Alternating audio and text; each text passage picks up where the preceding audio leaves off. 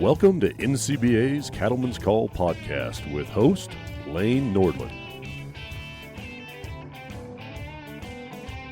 Well, hello everyone, and welcome back to the Cattlemen's Call. Lane Nordland, happy to be with you here today. I don't know about you, but I have been busy trying to get hay put up, and all those meteorologists out there keep saying that it was supposed to be dry. Well, now we have thunderstorms every day, and what does a broke rancher have to do but host a podcast? And that's what I'm doing here today, but it's an exciting conversation here in the Cattlemen's Call conversation today as we're going to talk about collaborations out in the countryside and the important work that we do not only in the beef and cattle business, but also in the corn and grain end of things as well. So we do want to give a big shout out to our collaboration today with the National Corn Growers Association for helping bring you this conversation wherever you are enjoying this podcast.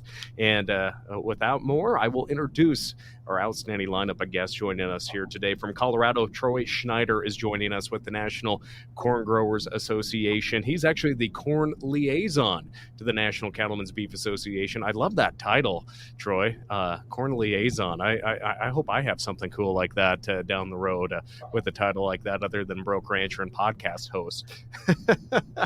And next we have Ellen Zimmerman with the U.S. Grains Council joining us from our nation's capital, and a voice and face familiar to so many on the podcast and within NCBA media, Miss Jaclyn Wilson from Nebraska with the Wilson Flying Diamond Ranch in Nebraska. Thank you so much for joining us here today. It is busy. It is summer, but Troy, I'll start with you. How are things in central eastern Colorado there? Oh, they're good. We just started wheat harvest this last week. We're looking at laying down second cutting hay, and cows and calves look good right now. The corn looks good, but we could use a little bit more rain. Well, maybe I'll send this rain we're supposed to be getting so I can get this hay crop put up, and then I'll ask for it back. But how was that wheat looking down there? The weekend before Father's Day, so about the 8th of June, we received a pretty nasty hailstorm. So the wheat it's spotty. I mean, there was going to be some very good wheat, but a lot of it got taken out early. So, but that's just the nature of farming. Yes, it is. And Jaclyn, for yourself, I know busy day on the operation. How are things there in Nebraska for you and your family? You know, I think the western part of the state's looking really good right now. I was up in the northwest corner yesterday, and I was just green the entire way, which is great. There's, of course, a lot of flooding up on the northeast side of the state right now that's occurring, and over onto the eastern side with the Missouri River. There's been a lot of severe weather that's gone through this year, especially down through the southern part of the state. I know there's been a lot of crop damage along the plains, but I mean, the great part is you know, it always ebbs and flows, and I think anybody in agriculture can say, you know, it will happen sooner or later. But it's been a tough year for a lot of people. But the cattle are fat right now. The cow market's great, and so there's not a whole lot to complain about. Other than trying to get hay put up in my neck of the woods, people are probably really shaking their head and saying, "Get this guy off the podcast. He's complaining about moisture." But maybe looking a little bit further east to our nation's capital, Ellen joins us from Washington, D.C. today. How are things out in the nation's capital here as we begin the month of July? Hello, thank you for having me. Things in DC are good, hot and steamy as it typically is in the summer in DC. We're actually about 20 degrees cooler here today than we were over the weekend, so I'll take that break in the temperature for sure. As far as my crop update, my mint is taking over the garden as it does every year, so that's pretty much all I have to report on my personal crop update, but love to hear how things are going across the country, and excited to dig into the conversation and talk more about all the things we have to discuss today.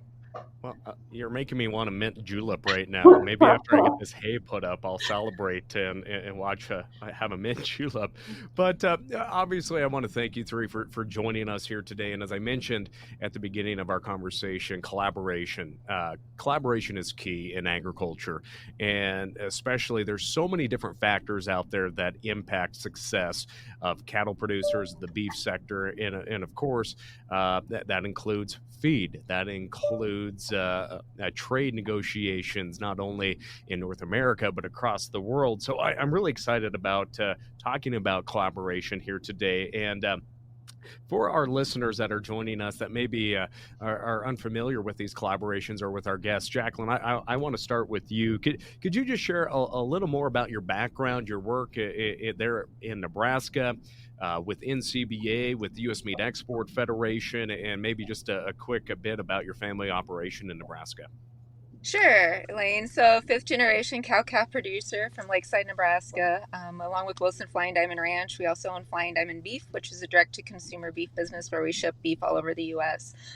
Started getting involved in NCBA, been decade plus now, and currently serve as chair of international trade. My term is up in July, so I'm gonna have to move on, I guess, to something new and exciting. But it's been a great experience because along with that, I've been having the opportunity to travel quite a bit overseas, especially to speak in other countries about that collaboration, not only between industries within the ag whole sector, but between like producers and politicians or producers and corporations. And so it's been really neat. Along with that, I'm also a 2024 Nuffield USA Scholar. There's been 21 of us total from the US, so proud to represent that, and that comes with a whole other huge travel itinerary for this upcoming year. So that's kind of exciting to be able to experience, especially the beef industry overseas, and to see what great things that we can do here in the US to continue to prove our markets, because that's one of the things that, you know, is at the foremost of those discussions. Is trade is huge, and we don't have a cap on trade in terms of the sky's the limit. And so the more that we have those opportunities, you know, to send our product overseas, the better it is for our industry as a whole. Well, thanks for that preview into to your daily life. You're very busy, but do so much to advance the business here for producers back home. And Troy, for yourself, obviously I asked how the crops were doing there in Colorado, but let's just talk more about your involvement with the National Corn Growers Association, your work on the state level, but also that corn liaison title, as I mentioned, with NCBA as well. Well, Lane, I've been involved with the Colorado Corn Administrative Committee, the checkoff, now called the Colorado Corn Promotion Council, since 2013. Got active in U.S. Grains Council about 2016, and picked up my involvement with NCGA in around 2020. And so that board liaison position at the beginning of the fiscal year, President Woolley assigned all the board members different tasks to go out and do, and one of mine was to represent NCGA with NCBA. And with that, I had to ask President Woolley, I said, what does this mean? And he goes, build those relationships, open up the communication, continue doing what staff, Michael Granche, Sarah McKay have been doing. You know, we've overcome a lot of the hurdles in the past. You know, some of the things that some of the challenges our two industries have faced in the past, we've talked through that, and we've built better relationships because of that. So I'll be joining you guys in San Diego next week, and look forward to that. Well, thanks for a little more background on that. I truly appreciate that. And Ellen, from your perspective with the U.S. Grains Council, talk more about your work in D.C. and how that impacts not only the grain aspect of that, but also impacts the livestock industry, particularly those cattle producers out in the countryside. Yeah, so the U.S. Grains Council is an association of members in the U.S. So we represent corn, sorghum, and barley farmers, but also the agribusinesses that are along the export value chain of those commodities, and any of the co and byproducts of those commodities as well. So ethanol, DDGs, corn gluten meal, malt barley, anything along those lines is the business that the council wants to be a part of. And like I said, those agribusiness members as well. And so that's the association piece. And then the cooperator piece means that we receive dollars from USDA in the Farm Bill and a couple of other programs like the Agricultural Trade Promotion Program, as well as the Regional Agriculture Promotion Program, ATP and RAP, to shorten the words a bit there, from USDA. And so we're a steward of those dollars as well. And that allows us to work around the world. We have full-time presence in 28 different countries countries and programs in more than 60. And so we're really about promoting trade in those locations. And I like to say, move that grain. We don't care how, we don't care where, and that means we really support grains in all forms, which is where the collaboration with our USMEF, USAPEAC, and those livestock producers really comes into play. Because if we're exporting those value products, it means a huge deal to our producers in the countryside too. So when we really look at the impact that trade has on, of course, the cattle and beef industry, but also the grain sector, Jaclyn, I'll start with you. With all the work that you do in being a voice and meeting so many buyers and consumers of our products across the globe, I guess, how do you interact with your producers back home when they ask you about the impact and the importance of these export markets for beef, and then Troy can chime in there as well. But how important truly are these markets to help with prices here at home, and also trying to keep up with that demand for high quality beef that consumers globally want? Well, I think one of the important discussions that I always try to share with producers back home is, of course, what is the U.S. beef perception overseas? I mean, it has changed immensely just in the last 20 plus years of my travels. Whether there was a time, I was in China over 10 years ago, and hearing people talk about, how they did not want U.S. beef in the country because U.S. beef was nothing but unsafe and unhealthy. And now, you start to see those shifts in trade, thanks in part to all the great work that, some of the producers along with the U.S. Meat Export Federation has been doing to open up those market spaces and to really promote a picture of what ranching looks like in the U.S. And I think that's the other perception too, is we have a tendency to say, well, U.S. is all factory farms, especially when we hear that from our international guests. And I just pull out my phone and start scrolling through photos, and they see really quick that this is not what they have envisioned of the U.S. beef industry. Nebraska Sandhills looks a little bit different than what they had envisioned, and so those conversations are important, and it's not so much only having those conversations overseas, but having it back home and sharing with producers. Okay, well, if you're not in favor of trade, what are we going to do with some of those cuts that we just don't eat here in the U.S.? Let's talk about our offal, and those things that I personally would not care to eat myself. And so let's ship them somewhere else where people, to them, it's a delicacy. And it increases value to our animal. And so those are all things that we have to share, and we have to tell that story. And I know we get into discussions on imports and exports all the time, and I think our current administration can definitely do a better job of focusing on trade. They've been really lax on that trade picture. But hopefully, depending on what this election looks like, that's something that we can continue to have those discussions to open those trade borders and to get more U.S. product overseas, and in turn continue to raise the value of our animals at home. And at the same time, obviously, we I think those of us in the cattle business, we don't think about the impact that our beef exports and beef sales have on the farmer. And so, Troy, maybe could you share some of those figures and just the economic impact that protein exports have for U.S. farmers in that grain, and specifically on corn as well? Well, I think back in 2022, if you look at the 22 marketing year, I think USMEF put a dollar figure together, and we are adding about $1 per bushel when it comes to all protein being exported. And you asked the question earlier, how do we interact with our producers back home? As a cow-calf operator right now, we're experiencing record markets, and that's a great thing. But it comes at the price of there was herd reduction. We watched neighbors selling out, much like what we've seen in the 80s in the farm crisis. So now you take it forward to last week with the USDA report finding another 1 million acres of corn. Every time we turn around, we have to be ready to act, find every market we can, because you're going to find another 1 million acres of corn. We don't want to lose our neighbors due to a farm crisis or due to herd reduction.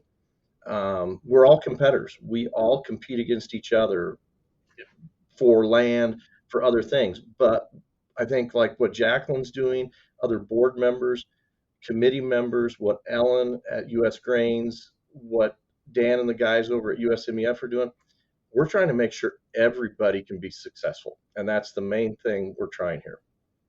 I think that's, to add on to that, best thing, I'm going to steal their motto, DEI, developing markets, enabling trade, improving lives. That's Grains Council's motto, and that's a great one. No, it is. And just to put some numbers in front of our audience as well, you referenced back in 2022 an added value of $1.01 a bushel just on the because of those exports. But you look at the 2022 data for beef and pork exports, that accounted for 503 million bushels of U.S. corn usage, worth $3.4 billion. And that helps support those corn producers by $6.75 per bushel on average. So, Troy, I mean, when we look at those type of figures, when you're talking with your fellow farmers on the grain end of things, just the importance of exploring and trying to grow that trade globally. It's not just a beef issue. It's not just a grain issue. It's an ag business opportunity that we have to continue to work on. Yep. In the county to the south of me in Colorado here is Kit Carson County. The second largest employer in Kit Carson County, which is basically the size of Rhode Island, is 4M Feeders. 4M Feeders turns over, I don't remember exactly how many head per year, but they're the second largest employer in our county, our neighboring county. And in Colorado, to bring it back home to Colorado, our number one export of all products is beef, and it's up to Canada, to our friends to the north, and that means jobs, and that puts people in schools. Everybody talks about, Jaclyn and I were over in Europe in, I think, December of 2022 at the Collaboration Platform on Ag, and people talk about coming from a small community, a small school. I graduated from a class of 7.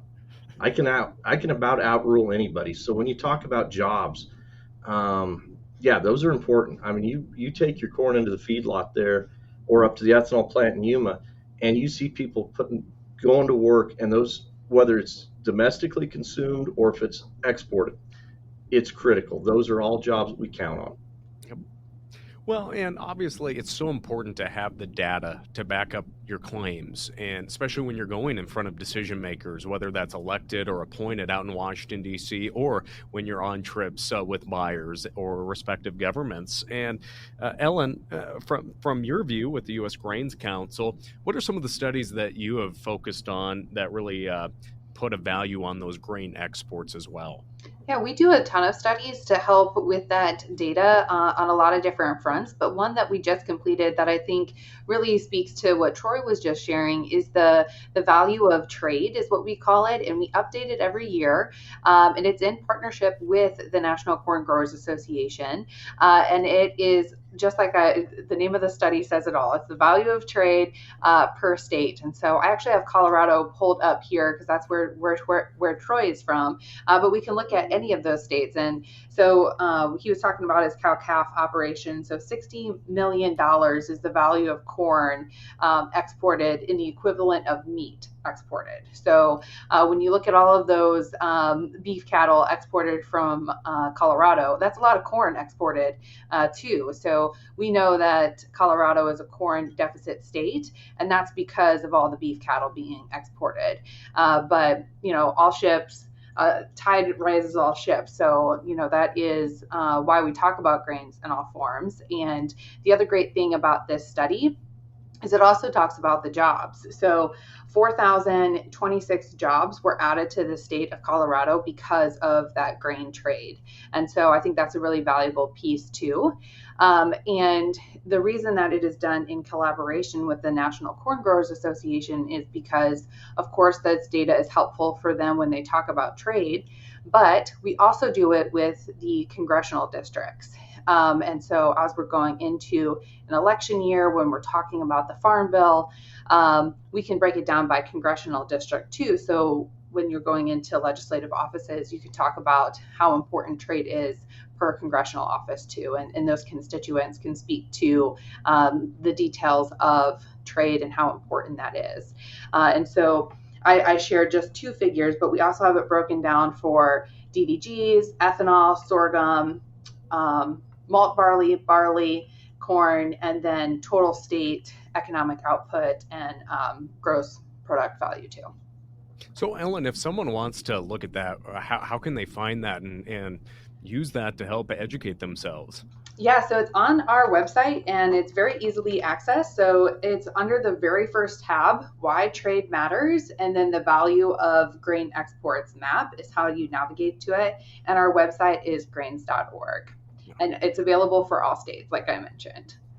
Well, I just think of when producers are out in Washington, D.C., or even their state capitals. I mean, having a resource like that, because you don't have a lot of time when you're meeting with a member of Congress or most likely their staff a lot of the time, and they need that information fast right there.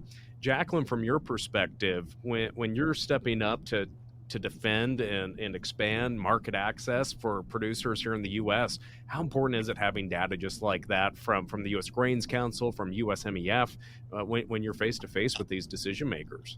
Well, I think that's one of the things that Troy and I especially saw when we were overseas in the EU is that, there's so much emotion-driven policies and politics going on over there that we really need to just keep reminding ourselves that the more facts and figures and analytical data that we can give the policymakers, the better off that we're going to be.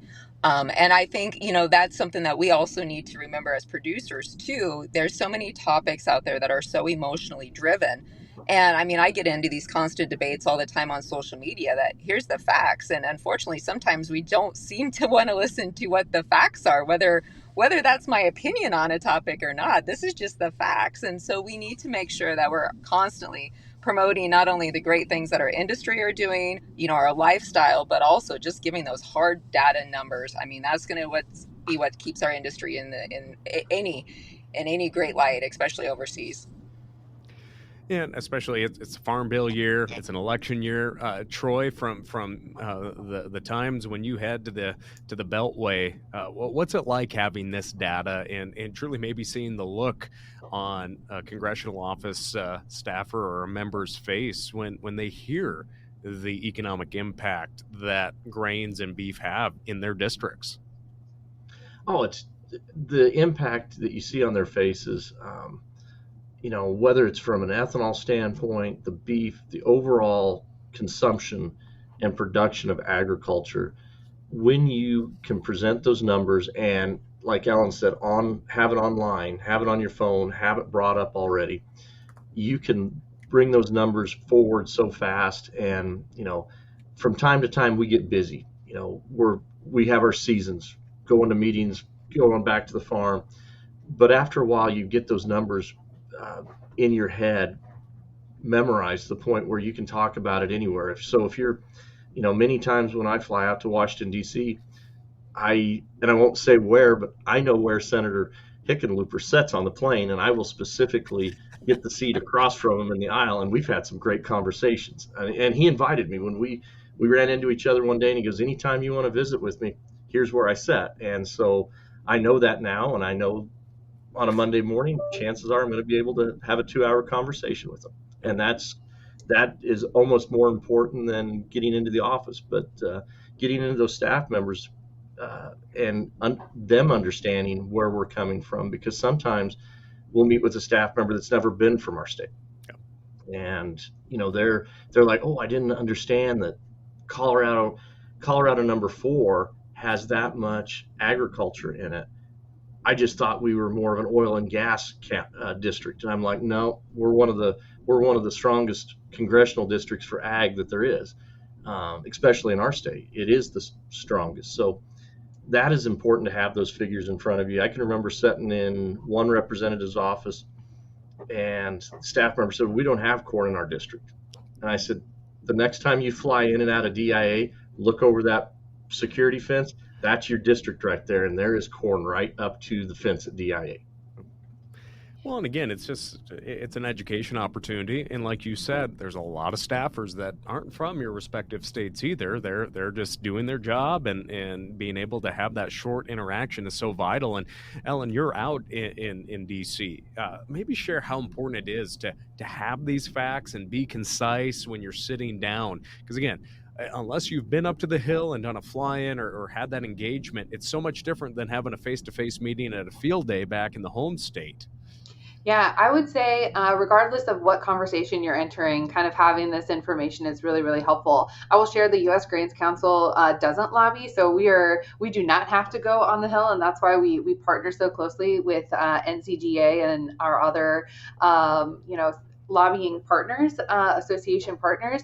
I would say the other great use for these kind of like studies and these quick, fast facts that are really, really impactful is with the fellow farmers in the countryside, and the work to kind of demonstrate the work that your trade association, the Grains Council, is doing on behalf of farmers to show kind of the sellback on checkoff investments, on membership, and that sort of thing, I think is another great way to really use these studies. Now, also, when we're talking about just being face to face, using important information like this, obviously, both Troy and Jaclyn have mentioned just their work outside of the United States, and you both mentioned work being in the EU and in that part of the world. Could you maybe share just a little more on that collaboration platform on agriculture and what that's also doing to really be a voice and educational opportunity to grow these markets on the global scale? Yeah, I can go ahead and take a swing at that.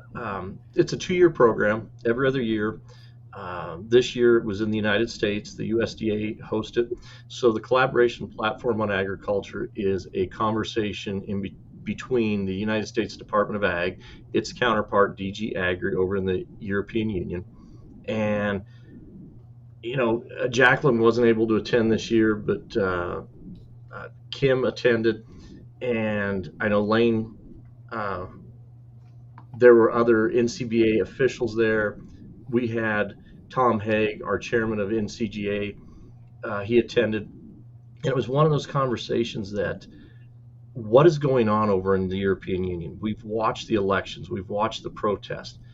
When we were over there in December of 22, we were able to meet with some farmers at the EU Parliament that day. And they're like, we don't want to force the policies that we're having forced on us upon you, but it's the only fair way to do this. But can you help us get us out of these policies? Talk into the EU Parliament and help them understand that what they're doing with some of their ideas on the Green Deal and the Farm to Fork were going to be detrimental, and we can't all just change our diet. This world works in a certain way, and when Jaclyn and I were over there, I wondered how long would it take for us to see the European Union mentality, some of those radical ideas wash up on our shores. I didn't understand and I didn't anticipate that it wouldn't be on our shores, that it would roll up onto the shores of Mexico, and then all of a sudden we would have a GMO ban on corn. And it's those ideas that we have to compete against those ideas, and we have to, like Jaclyn said, put the facts out there, take the emotion out of it, use the science, and move forward on it. And you mentioned those ideological policy decisions like in Mexico, and we look at the situation now where their drought is so extreme.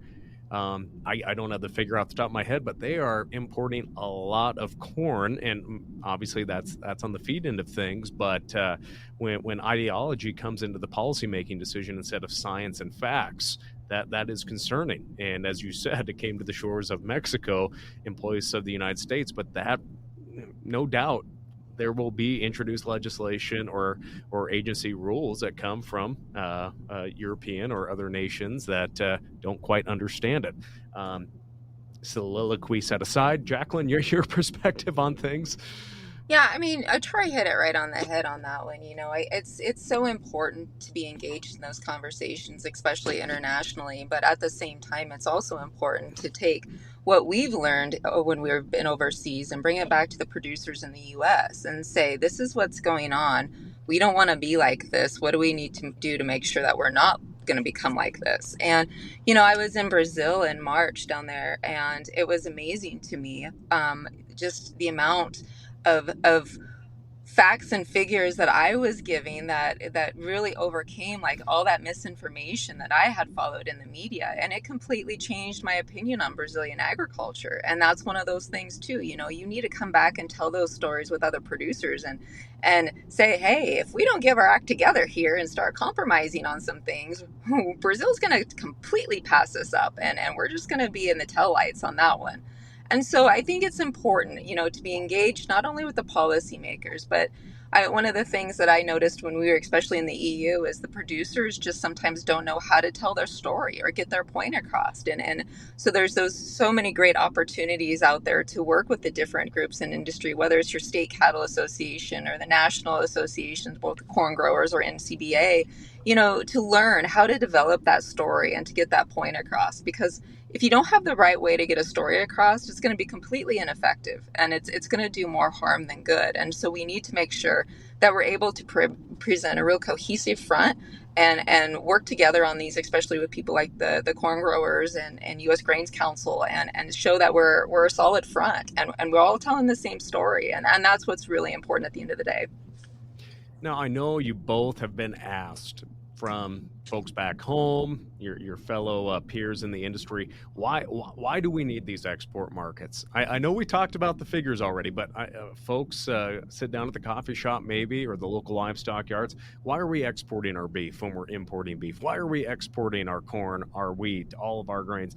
What is that conversation like? Troy, I'll start with you. Obviously, you have grains and cattle as well, but utilizing the facts and the figures, what are those conversations like with folks that just don't maybe understand why we are exporting U.S. ag products? The number I normally start with in that conversation is 95%. 95% of the world's population lives outside of our borders. So if we want to just look inward, that's fine. But going back to that comment I made earlier, how many neighbors do we lose at that point?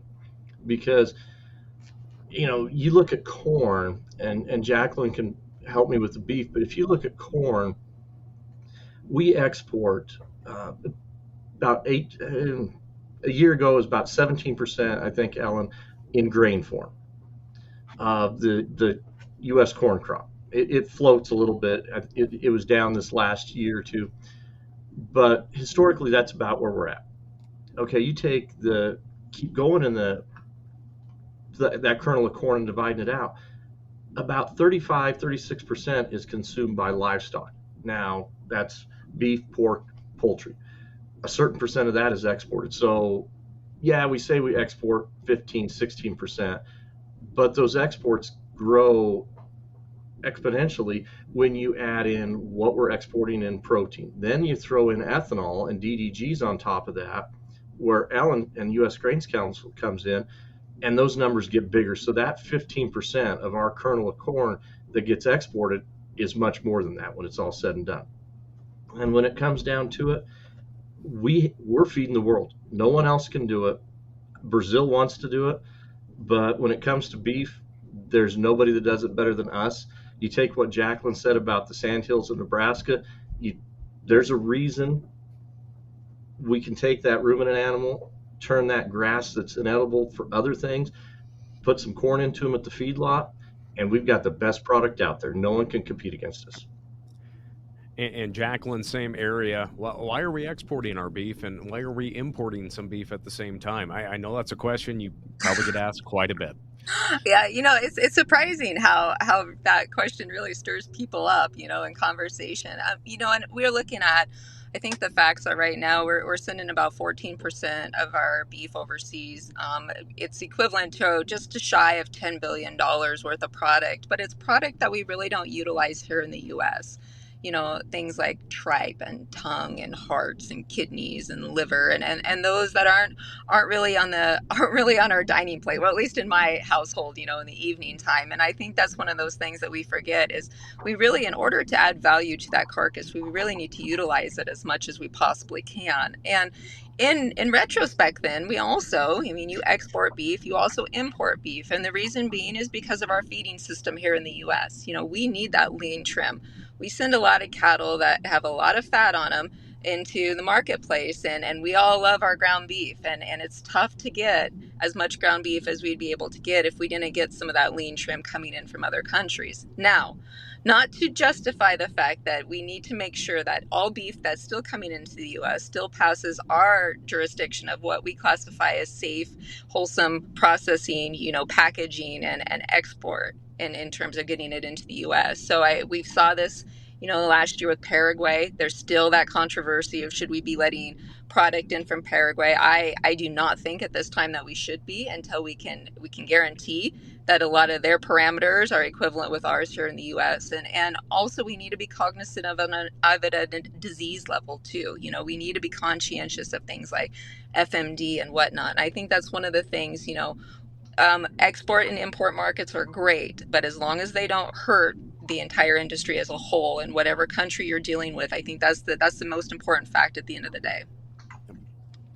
And Ellen, from your perspective, when you're promoting U.S. grains and expanding these export markets, how important is it for, again, we talked about these educational materials that all the studies that producers can utilize in beefing up their elevator talks and just having that scientific information as well. But the importance of just being engaged and the collaboration again with NCBA, with the National Corn Growers. Let's maybe talk about just again that collaboration and maybe some of the opportunities that there are out there for continued education within these respective organizations. Yeah, so that engagement piece is critical. And, we have several programs around the world that are in collaboration with these partners that we're talking about. And being able to talk to a cattle farmer, a corn farmer, really makes a world of difference for a customer in Southeast Asia, in Africa somewhere. Knowing who the producer is really does change the perspective. We have conversations all of the time. Jaclyn brought it up earlier with the concerns of, factory farming, these big scary terms that you hear. And when you put a face to those production practices, when you have someone you can, like Jaclyn mentioned, show pictures of those operations and really just have a conversation, it changes. It changes their world, their perspective of what could be, and also gives them someone that they can reach out to with more questions. And so that's really the whole point of the U.S. Grains Council. Is we talk about our currency is relationships and information. And so being able to make those connections with farmers, with other agribusinesses, with USMEF, with NCBA, whoever it may be, so we can continue to promote U.S. products, is really what it's all about. Now, also, when we look at maybe those educational opportunities, I do see that there's an upcoming trade summit event along with trade school partnerships between the respective organizations. What can our listeners do to maybe learn more about this or engage or work with their associations to maybe become a better advocate for trade? Yeah, so our trade schools, trade policy academies, and trade summits, we do in collaboration always with the National Corn Growers Association, and we're working on making that a larger collaboration because, like we've been talking about here on the podcast, trade is a bigger picture conversation, and so the more groups we can pull into, the better that conversation becomes, and the bigger picture that our farmers can really understand. And so we have that information again on grains.org, Why Trade Matters. We always put the information there. And then NCGA puts out that information as well. And Troy, from your perspective as a volunteer leader, what do you tell that next generation of leaders about the importance of maybe telling mom and dad it's okay to let the next generation go and participate and grow the family business footprint on a global scale, and let them take a little break away from the operation to advocate and educate. Well, it's simply this: the success we enjoy today was put forward. The work was done by somebody 15, 20 years ago.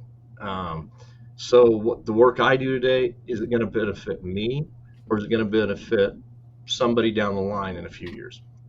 And as far as that education piece, and I try and work this in about everywhere I go, and I know Michael is probably back listening and going to shake his head, but if you don't have a chance to return to the farm and or the ranch, and you want to be involved in agriculture, look at working for an NCGA, an NCBA, U.S. Grains, USMEF. Those are some excellent opportunities to still be involved in agriculture and help others. And, Jaclyn mentioned earlier, being able to tell our story overseas. I think we'd all be remiss if we didn't say a huge thank you to not only 4-H leaders, FFA advisors. They're the ones who get us to that line, to that podium, to tell those stories. Right now, as Jaclyn mentioned, there's not a lot of focus on new trade agreements or free trade agreements, to be precise. How important is it, though, for this for the farmers and ranchers tuning in today to really be engaged, not only with folks from their respective districts, but truly those agencies as well, just the impact that trade has on U.S. agriculture? Jaclyn, do you want to take that one first? Sure, I sure can. I don't think I think we continue to underestimate how important trade is.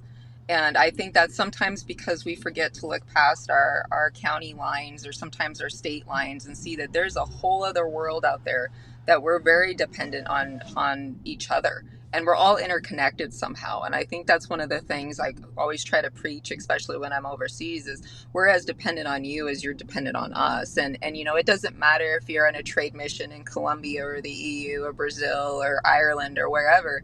We have a lot of the similar issues. And so being able to share those issues and those stories and that collaboration between each other only makes the industry stronger. And the stronger we are as an industry, that gives us more resources to combat those that are anti-ag and anti-beef and still think for some reason that all their groceries come from a grocery store and forget that the policies that they make in DC affect us in our operations, whether it be in Colorado, Nebraska, or even on the suburbs of Washington, DC. And I think that's something that we continue to forget. Now, I do want to backtrack just a bit on that question you asked, Troy. That's been a topic of contention sometimes over the years in our operation is me being gone on these trade missions or traveling overseas. And I remember the first couple of trips I took, my parents weren't very happy with that. And now my dad will call me every single day when I'm gone, and he wants to know everything that I learned that day. And he is as informed and as knowledgeable on that as I try to be, just for the fact that he sees that big picture and he understands not only the effect that it has overseas, but also the effect it has here, just within our own operation. I mean, we developed a product line called EnviroSmart Beef based off of things that we had seen in the EU that was happening. And so, I mean, it's those lessons in education that you can bring back home and share that are priceless. And not only to the operation and the legacy that we hope to leave, but also with what we can share to other producers. I'll just follow up on that I think the importance of trade is not only to the country's economy that you're doing trade with. We've already talked about that value of trade to the state, and now Jaclyn's talking about that individual piece of the importance of trade. And I think that is really, Troy mentioned our mission statement about improving lives, and trade really does impact individuals. And so, agriculture, we feed and fuel the world, and that only happens when trade works. And that is kind of the key here to kind of the whole thing we're talking about is how can we make a bigger impact? And we've shared a lot of really important pieces to that. Our customers are outside of the U.S. at this point, and so how can we continue to get market access? How do we develop those long-term customers in countries and continue to develop those pipelines of long-term profitability for farmers here in the U.S.? And so I think that improving lives piece can't be overlooked or understated enough, because it really does make a difference to kind of the country perspective all the way down to the individuals. Now, obviously, there's something called a farm bill that's been talked about here as of everybody's chuckling over that one. Obviously, we got pretty excited a few weeks ago when the House moved forward with their farm bill. A lot of uncertainty surrounding the fate of a possible 2024 farm bill and a possible extension come this fall after the previous extension expires at the end of September of the 2018 farm bill. But there are important programs in there to increase trade. Now there's a good FMD and there's a bad FMD. So there's a foot and mouth disease. We're not covering that. That's the bad FMD. But there's the other acronym that USDA uses, that Foreign Market Development Program and Market Access Program, or MAP. Again, these are important dollar amounts that truly bring money back in to our rural communities and into the U.S. So it's not just dollars being put forward for folks to go on a junket. It truly is about creating more opportunities, bringing those dollars back to our local communities. So, Troy, from your perspective, how important is it that we have funding and for MAP and FMD, foreign market development, that is, and for foreign market, or for foreign animal diseases as well, such as foot and mouth disease? That's a totally separate issue that can impact our trade. But how important are these programs when you're going out on the road, but also discussing these with those decision makers out in our nation's capital? It's twofold. When you look at foreign market development, market access, and yes, when doing an interview with the cattle industry, you do not just come out and say, we need an increase in FMD. You'll get a strange look from Kevin Oxner on TV really quick when doing an interview. But those numbers, and Ellen can back me up on that, those numbers have not increased since 2006, I believe, roughly. So when you figure inflation in, those numbers, the funding from a farm bill has actually went down. Plus, it's been, there's a fancy term for the cutting of it when they bring it in when we're working through the farm bill. Those numbers have went down. So it is awfully important, this farm bill, to get those numbers up, not just for corn growers, but for cattle producers, for all of us in agriculture, the industry, as I would call it, because we don't make up a very big number of people, but they're important. And our representatives back in Washington, D.C., more and more often are further and further removed from the farm. So for them to understand what foreign market development and market access is critical. The second part of that is when we talk to our legislators back in D.C., I think it's interesting to ask them and their staff members, when's the last free trade agreement? When was it signed?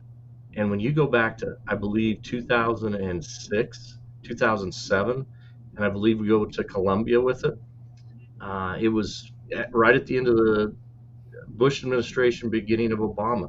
So we can take our political hat off, whether we're red or blue. Either party has dropped the ball. And I'm just going to say it, that our government has dropped the ball over the last 15 plus years in keeping up. Other countries have led the way getting into those markets. And so we don't want to be left behind. We're seeing what Brazil is doing to the corn industry, soybean industry when it comes to China, some of our overseas markets, filling, Russia filling gaps in wheat that maybe we should be looking at.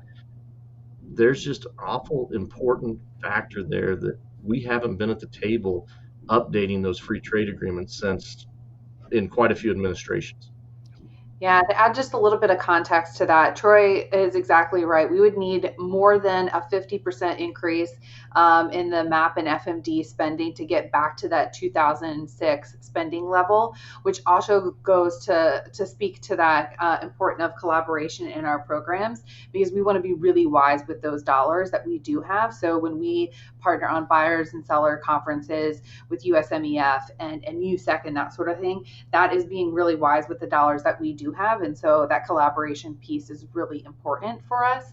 The other thing I'll touch on is those free trade agreements. So we only have about 20 here in the US, free trade agreements, and there's more than 460 worldwide. And so we are certainly missing out on those free trade agreement pieces. The other thing to look at is more than 50% of our exports come from our free trade agreements. So they definitely work. And so the more free trade agreements we have, the better off we are to making successful trades. And that market access piece is really important. Jaclyn, do you want to weigh in on that? No, I very much agree with everything that both Troy and Ellen had said. And I think that's one of the things that we need to always keep in the back of our mind, that we can go a lot further with our dollars if we do collaborate.